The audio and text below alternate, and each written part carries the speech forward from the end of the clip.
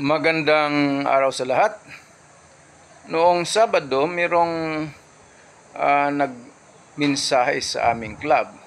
Itong Limbas Marangal Eagles Club of the Eastern Rizal Region 2. Nangailangan ng serbisyong pangbatas. Dahil siya, taga-gobyerno, ay mayroong administrative case.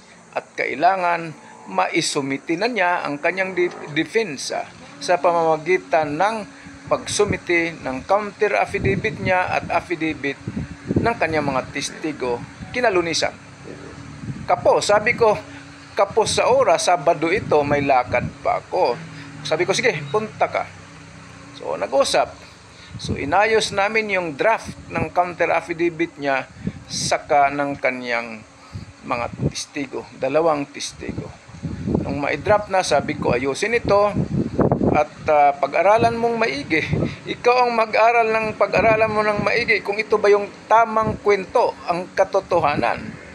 At bumalik ka linggo, kinabukasan, for the final drafting of the counter affidavit sa ka-affidavit ng kanyang 2 testigo. Bumalik naman, so naayos na at sinumiti nga kinabukasan, Lunes. Mga kababayan, ang leksyon dito ay ganito.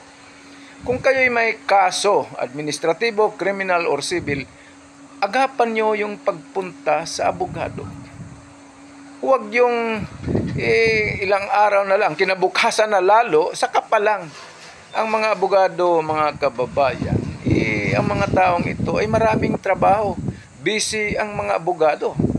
Bawat kaso ay kinakailangang susuriin o pag-aaralan at gumastos ng maraming oras.